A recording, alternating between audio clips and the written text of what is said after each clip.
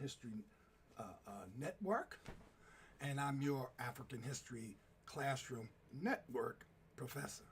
And welcome to the Hicks Connection as well. Please don't forget to subscribe and like. Subscribe and like. Please don't forget to leave your comments if necessary. Yesterday is a little early. What time is it? It's about 5 o'clock, and I'm doing an early broadcast. And with the state of affairs in our country, I feel that this is the time for all of us Americans, particularly African Americans, to lend our voice to the madness that we seem to be encompassed in or engrossed in, and to say what we can, do the little that we can, to say that when we're finally in our resting place and we're ready to give it up to the Almighty Spirit, what it may be, whatever it may be, there is an energy, a spirit, that we at least can lay our head and say, we've tried something. We contributed something. So today is my piece for that. So today I'm going to be reading to you today, and not about American history, but somewhat, out of this book. I took the liberty to take off the cover because it makes it a little more easier to show you guys. And it's called Black AF History, the Unwhitewashed Story of America. Really good book. Really good book. It's on Amazon for pretty cheap. Please buy it. Michael Harriot has done a wonderful job. All right? So, what is this early broadcast about? My question is, how has America, political, social, and economic structures landed us in this Donald Trump's America? Honey, I'm broadcasting. I'm sorry, guys. Wifey giving me the old, where you at, hon? And I thought I would say a little bit about this today and also read a piece from Michael Harriot's book. It's going to be about 3 or 4 pages, so bear with me. It's good stuff. It is really apropos for what is going on today and gives you an idea, particularly from the black perspective, what we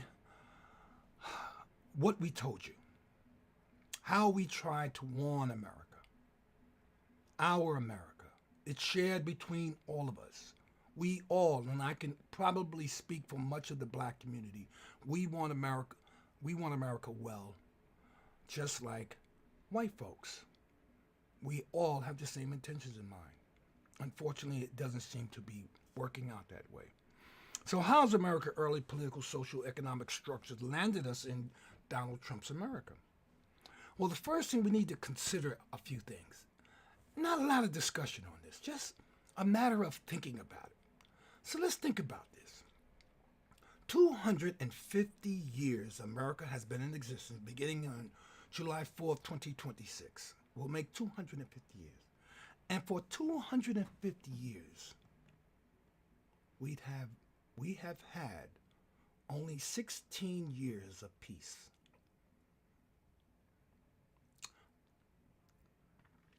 Yes, think about that for a moment, folks.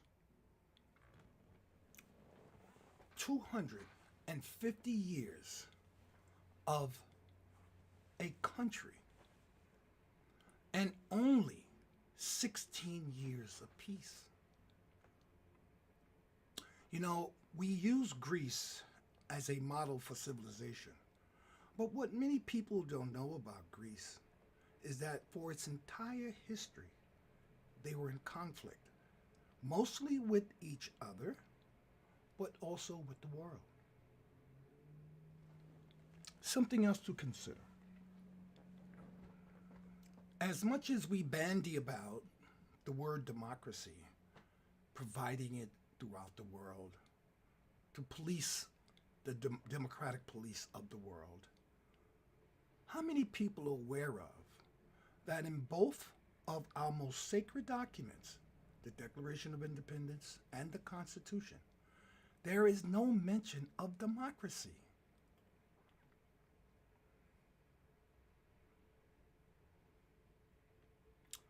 Yes, something to consider.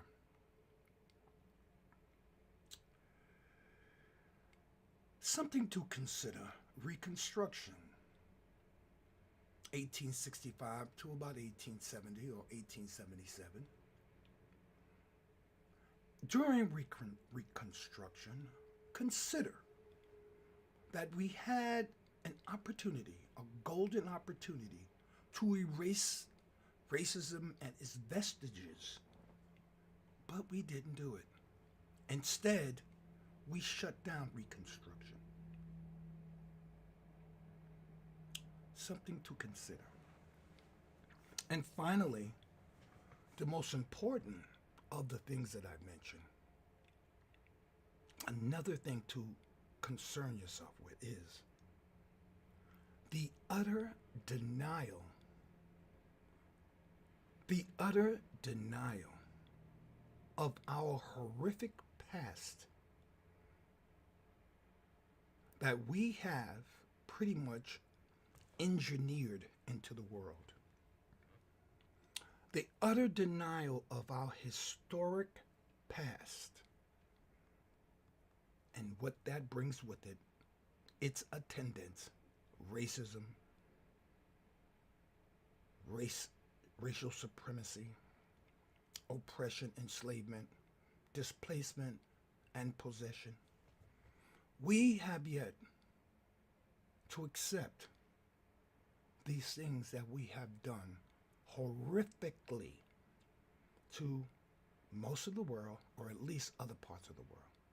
These four things, to me, have portend, I should say, for a president like Donald Trump.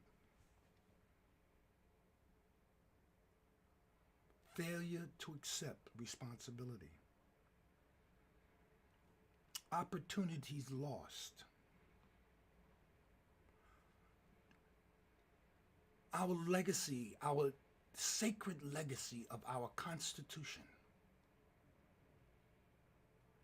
with the words democracy omitted, and 250 years of existence, but only 16 years of peace. So with that, those things to consider, let's move on. And now I'm reading from Michael Harriot's book, Black AF History. Let me take a little drink of water. And let's move. Something is wrong with black people. 2 years after the passage of the Civil Rights Act, barely after the passage of the landmark Voting Rights Act, 54% of white Americans said that they thought that the civil rights marches were not justified. According to an August 1966 Harris poll, in October, 85% of whites responded that demonstrations by Negroes or blacks on civil rights issues hurts the advancement of Negro rights. By June 1969, only 32% of respondents felt black protesters were trying to be helpful. Because of the civil rights movement, the country finally began to address the disparities of inequality and terrorism that were the byproducts of a quadruple century of racial oppression. But when all was said and done, the white majority, or the majority of white people in America, had reached one conclusion. And that conclusion was something was wrong with black people. And to fix America's racial problem, all this country needed to do was to fix black people. To address the drugs, the crimes, and poverty caused by wealth disparities, unequal employment, and the lack of community resources, they decided that to police, arrest, imprisonment, or imprison the people who were subjected to the very racial disparities of redlining, segregation, and systemic discrimination. Yes, white people believe that police arrest and imprisonment, systemic discrimination, were the remedies to these problems. While the whitewashing of history had led us to believe that at a time we simply didn't understand the mass incarceration did not stop time, we always knew it wouldn't work. So we always was aware that mass incarceration wasn't working, even though in 1993 Bill Clinton passed the crime bill. Criminologists and sociologists knew that crime is a socio-economic phenomenon, meaning that it is a combination of social ills and economic ills that are that undergird crime. We have always known that arresting drug dealers and drug users doesn't affect the proliferation of drugs. We weren't buying it.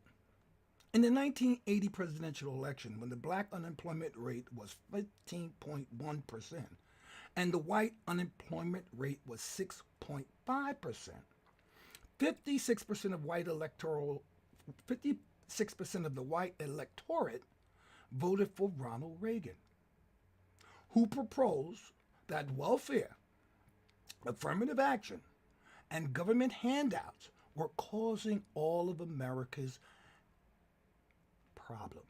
And particularly, Reagan said, the economic woes. 9% of black voters cast ballots for Reagan to have a second term, which is less than 11% who voted for George W. Bush. In 1992, when Bill Clinton was elected, he won 83% of the black vote. Let me say that again. 83% of the black vote, but only 39% of the white. Clinton vowed to address all the racial disparities, but because the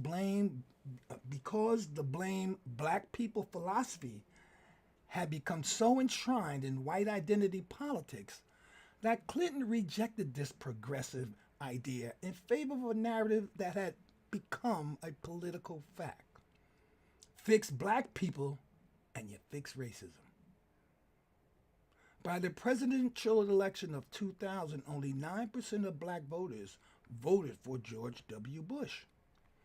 After Bush completed 2 terms as president in 2008, America came up with a new solution. Let's try the black guy.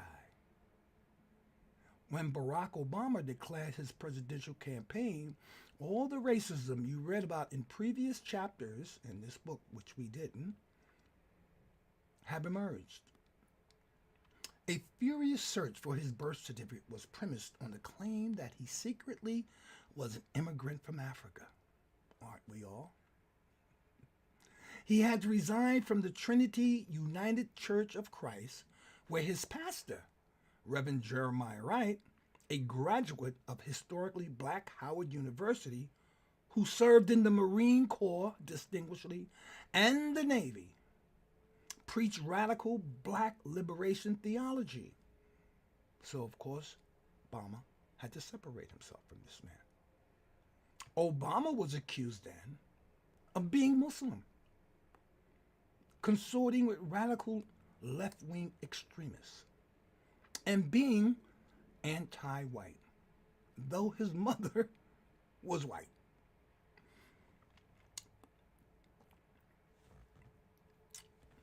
He was not a real American. His church was plotting against white people. He was a carpetbagger. For those who don't know what a carpetbagger is, that's those guys who came from north to the south to allegedly take advantage of the poor predicament of the just defeated South. To America, Barack Obama was and always will be a black president. And with him came some cozy ideas, really strange ones. Some of these ideas are going to smell, and sound a little bit like, God forbid I say it, Mamdani. Listen up.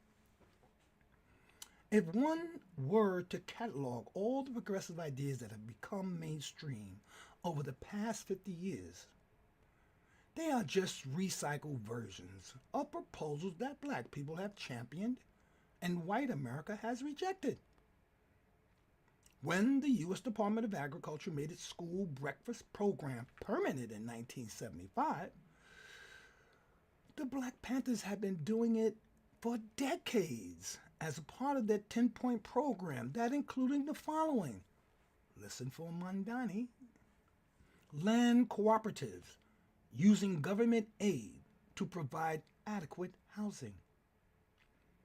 An education system that teaches us true history and our role in present-day society. An end to police brutality. Criminal justice reform and an end to mass incarceration. And finally, full employment.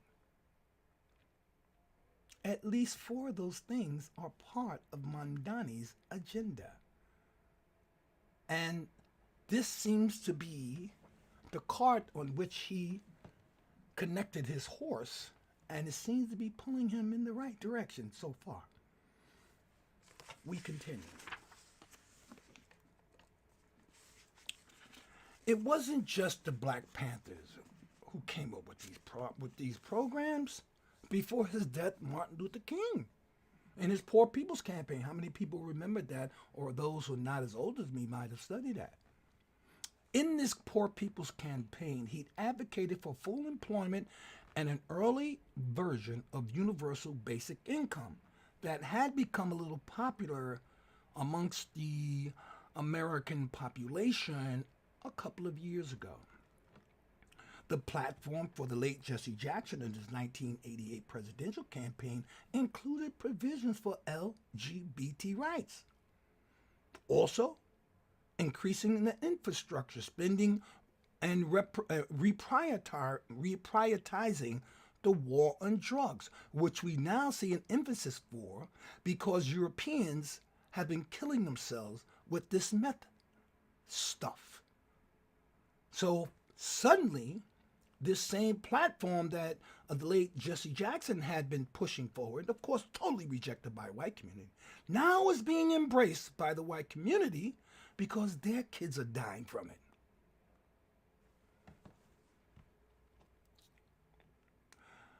Also, sounds like Mamdani, the late Jesse Jackson in his 1988 presidential campaign also was going to require that taxing 10% on the wealthiest community. He also, and this is Jackson, the late president or former presidential candidate Jesse Jackson, he also wanted free community college. He also campaigned on reparation, universal health care. Wow, sounds familiar, huh? Voting rights and voting rights reform. Matter of fact, the only meaningful gun control legislation ever passed in America came from the behest of the Congressional Black Caucus, who opposed President Clinton's 1993 crime bill, offering an alternative version that addressed the cocaine epidemic with drug treatment. They asked for $3 billion for early crime intervention and included the Racial Justice Act to highlight and solve the disparities in sentencing. Let me stop just for a moment. And I must say that I went down and got sick in the downtown Manhattan, and I marched against this crime bill. It was one of the worst pieces of legislation ever passed against black people, and specifically black men. During this period, 1993 to about 1994, more black men were incarcerated in America than ever before. This is why Kamala Harris had such a big problem with many black men in California. because in some of the memories of those black men, Kamala Harris was at the brunt, or should I say, at the pushing level or position to push these black men into jails. But we don't want to digress. So, I'm sorry. Okay, so the congressional. No, we're going to start with these requests. Okay, so these requests were considered too radical back then because we had already decided that something was wrong. Something was wrong with black people. Therefore, America's racial problem could easily be solved if black people just focused on themselves. Meanwhile, white America could help. They could help black people by locking up criminals in the black community that emerge as a result of redlining. You know, making sure you can't get out your neighborhood, restricting some opportunities for you in housing and education and so forth. Telling black people how to focus on education in the unequal schools that Jim Crow built. And showing them how to pull themselves up by their bootstraps that white people bought with the New Deal dollars. So many of you are not from my era, but the New Deal was not a good deal for black people. The New Deal, FDR's New Deal, was a great deal for white people. But we are supposed to pull ourselves up by our bootstraps, while these people over here are getting brand new boots, not even paying for them, but just handed to them. All right. Unfortunately, Barack Obama couldn't fix America, no. By simply being the black president, he became the symbol for what white America could achieve. Even if most white people didn't vote for Barack Obama. How many people knew that? Though they cherish him today and embrace him like he's theirs, most white people did not vote for Barack Obama. I voted for Obama. I can't tell you how many of my white colleagues I heard say that. Has become the rallying cry for people who believe in a post-racial America. Another myth of America. The fact that his tenure as head of state did not reverse 400 years of entrenched white supremacy shows that he was just the president. But while there are valid criticisms of Obama's two administrations from black and white, conservative and progressive, perhaps his most important legacy is that the result of his presidency proved that there is nothing wrong with black people. I mean, you elected us a president. By any means, a comparative analysis with the current president and Barack, I'm sure, would reveal some very interesting results. We got educated and we pulled our boots up by our straps. We became employed as black men and women throughout America, showing America that we could do it too, just giving an opportunity. But despite some of the legislation being used by current day progressives, despite the advocacy of Martin, Jesse, and Malcolm, despite us being the most humane people on the planet as regards to our empathy for others, still, and with Barack, white folks' favorite president, there is something not wrong with black people, but there's something wrong with America, and I posit white people. 8 years, 2 months, and 16 days after the election of Barack Obama, Donald J. Trump became the President of the United States of America. If one were to create a sentient being out of America's past and present, it would look like Donald Trump. It would have hate, It would have hate anyone who. It would hide secrets. It would whitewash his past. It would lie incessantly. It would rip brown babies from their mothers. It would criminalize Muslims.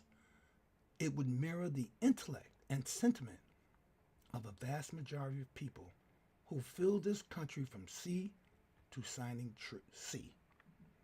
That is Donald Trump's America.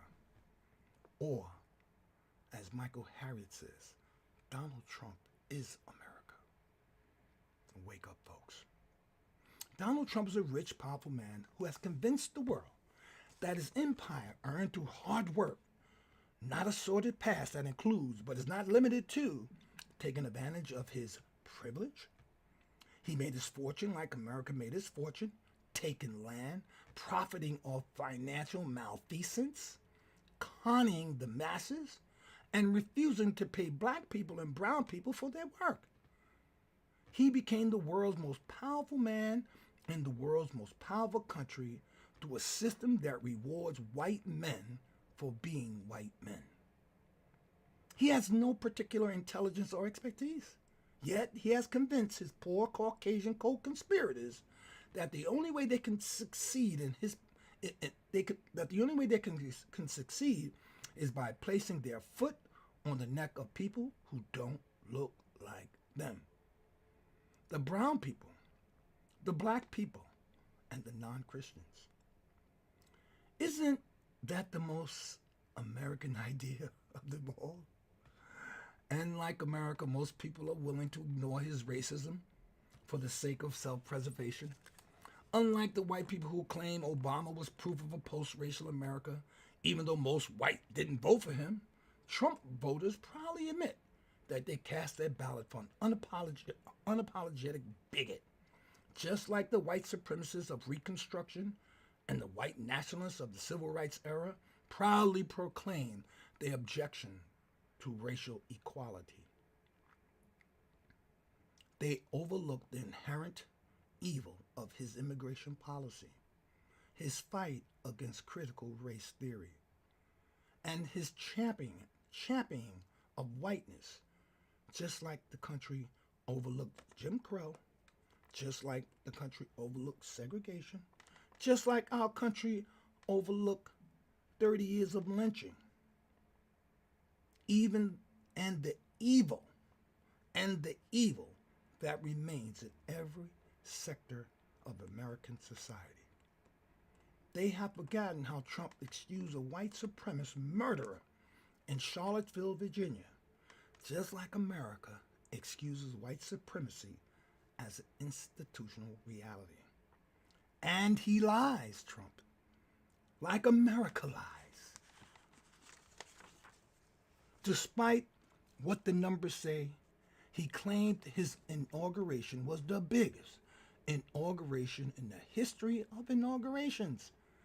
He claimed he passed more legislation than any president ever. He said he won the Electoral College by a record amount. He said he was reelected. Truth be damned, facts didn't matter. And according to Trump, America is the greatest country on the earth, despite what the numbers say. We are a beacon of freedom and liberty, even though we rank first in the world's prison population. We are the smartest nation in the world, despite ranking 14th in education and second in ignorance. We believe in equality and tolerance, despite ranking number 1 on the list of the most racist countries in the world. Yes, folks, those are our stats. See, I told you we were number 1 at one thing, and that was the author. That was the author injecting that in. I conclude. Trump promised he would fix our healthcare system, like America has been telling us for decades, but he made it worse. He preached prosperity for the middle class, but his policies benefited the wealthy. He promised peace, but started petty conflicts, now a major one, around the world. And just like this country has done in its inception, America's all too willing to remain blind to his transgressions, even with the definitive proof. This country was willing to watch Trump and his minions of second-hand liars tell bald-faced lies to the American public without a penalty. And that is America, folks. Like its history, this nation is a mirage. Its greatness is a figment of a collective, white imagination that envisions a bright, shining star where there is only a dumpster fire. America is a con artist. It is a counterfeit farce of a white country convinced of its own supremacy. It is a boot on every black throat and a noose on every Negro neck. Yet we remain. Like the perseverance that overcomes white supremacy, like the love that conquers hate, like the truth that outshines injustice, like the backs and the hands and the muscles and the minds of the beloved black diaspora that will collectively build this imperfect union into a home. If this nation ever truly becomes a post-racial society with liberty and justice for all, let the history of black people in America reflect we were doing it first. Ashe. So I'm going to leave it there. Please take that. And again, Black AF History. I have some more to add, but I'm going to save that for later. We're going to quickly talk about history and the mystery of America in our next